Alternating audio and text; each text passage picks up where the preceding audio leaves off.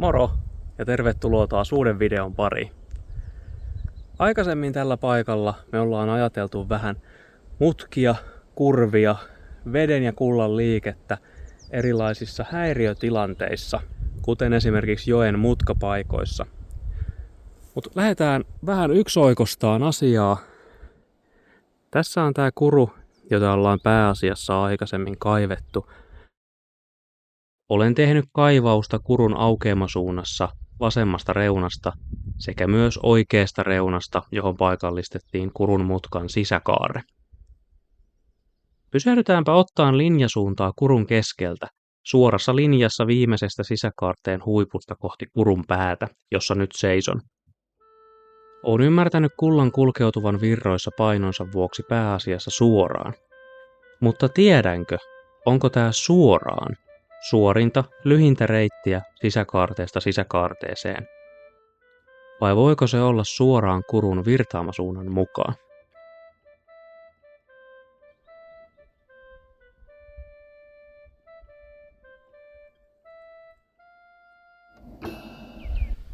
Tällä kertaa lähdetään tutkimaan sitä, että mitäpä jos kullan tullessa tuolta kurua pitkin virran mukana sen keskittymä ei olekaan tuolla reunoissa, vaan se olisi jossain tässä keskellä. Ja sivuille olisi ainoastaan semmoista pienempää hippua riittänyt. Mä oon tosta nyt jo vähän siirtänyt kunttaa pois. Ja tällä hetkellä se on aika paljon tuota juurakkoa ja tollasta valkoisen ja harmaan mutun sekoitusta.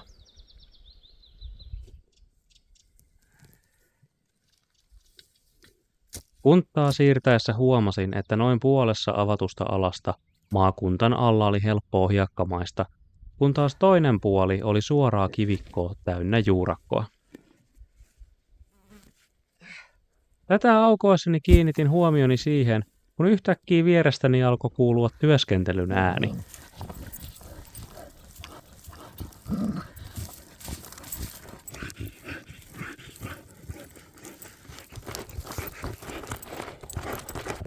No, teoriansa kullakin.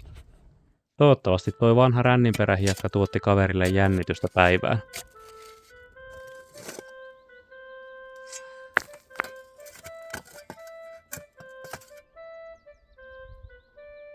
Noniin. Nyt se rupees olemaan jotakuinkin päällimmäisin kerros nostettuna sivuun. Ja mä oon aika lailla samassa korossa koko montun leveydeltä. Tässä on nyt jonkun aikansa jo kulunut. Varmaan useamman tunnin tässä siirrellyt näitä kiviä ja poistanut kunttaa. Mutta nyt päästään sitten pikkuhiljaa jo ensimmäiseen rännin käynnistykseen.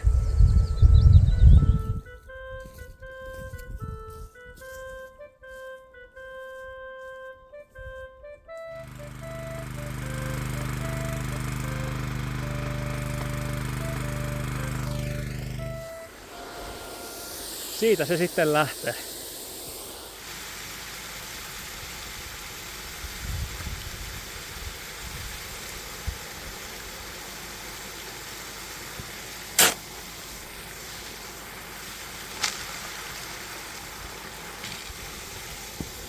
Oihan räkä.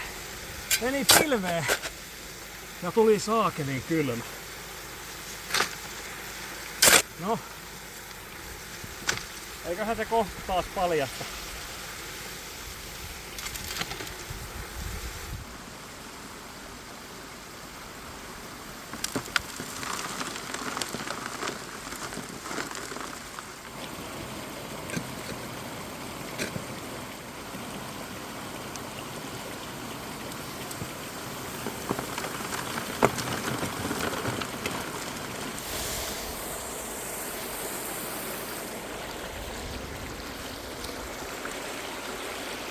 Pitää aina välillä vähän vilkuilla, että pysyykö ränni suorassa, kun se lapioidessa aina vähän tuppaa heilahtelemaan. Syöttölaatikon pää on pikkasen niinku tuoreuna alempana. Suoristetaan se vielä ennen kuin päästään tonne oikein kunnon maahan käsiksi.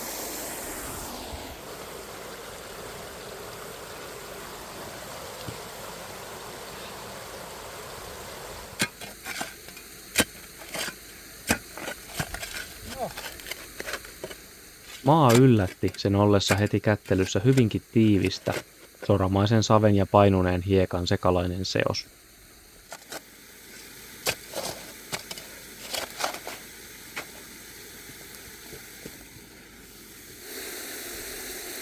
Nyt mä oon kyllä hiukan hämilläni.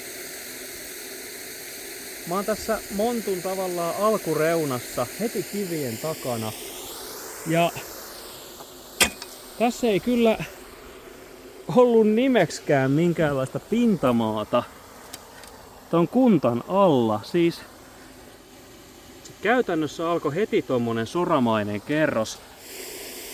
Mut mua kyllä pikkusen ihmetyttää, sillä toi ei nyt jotenkin näytä täysin sorakerrokselta. Siinä on vähän savea joukossa, siinä on isoja kiviä, siinä on soraa.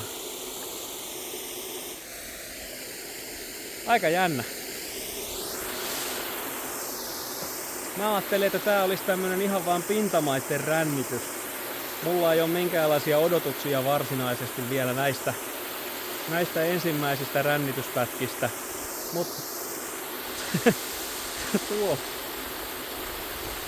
tuo nyt vähän kyllä ehkä muuttaa kuvioon. Tuo näyttää meinaa hyvältä maalta. Siitä saattaisi jotain jopa löytyäkin.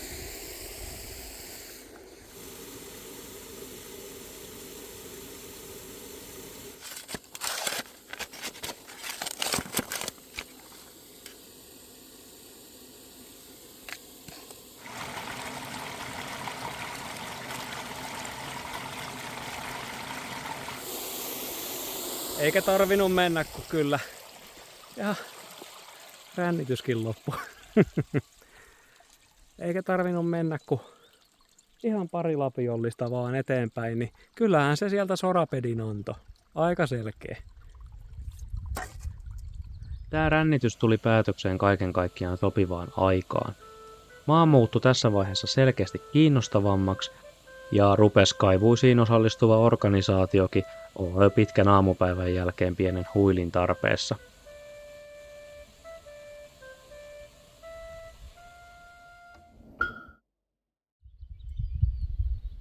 Mä luulen, että tää mun heittelenpä pintamaat rännin läpi rännitykseni muuttui nyt sitten astetta vakavammaksi.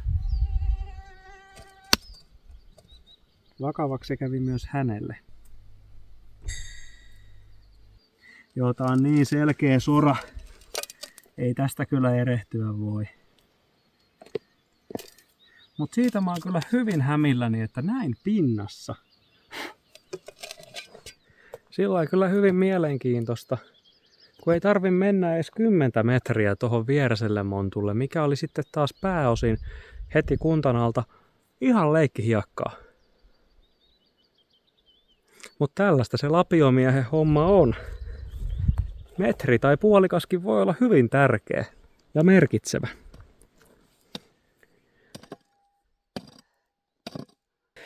Ja tässähän kävi nyt sillä että täältähän rupesi lohkeamaan myös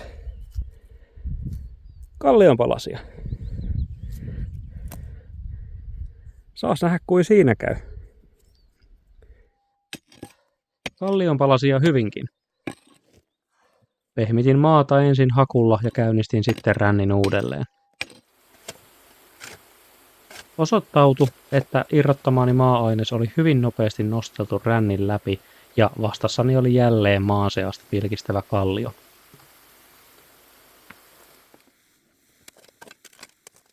Aika nopeasti siis totesin, että maan irrottelulle olisi jälleen akuuttia lisätarvetta.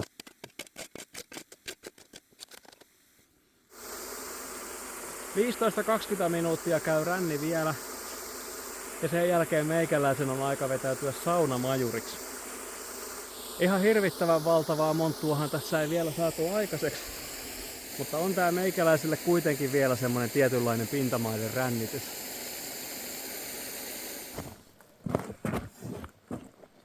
Ai.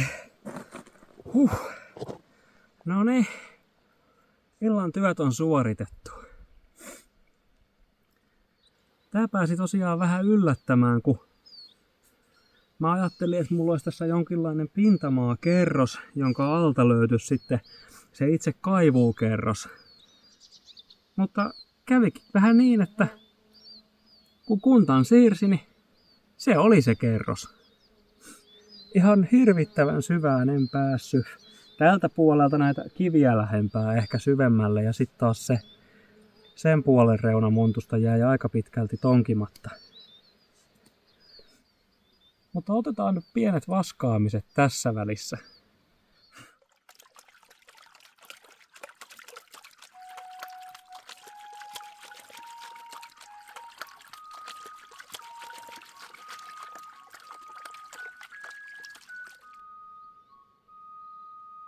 No eipä se nyt kyllä keljumpi homma oo, jos näinkin pienestä otoksesta ja ihan pintamaata löytyy ihan näkyvää kultaa vaskooliin.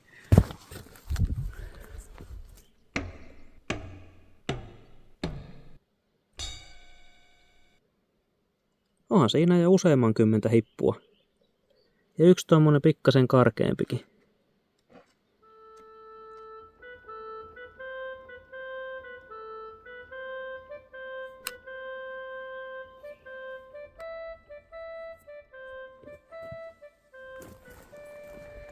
Hei, kiitos kun katsoit tämän video. Ja tuu ihmeessä mukaan ensi kerralla, kun jatketaan kyseistä monttua. Kaivetaan vaan vähän vielä syvempää. Se on moro.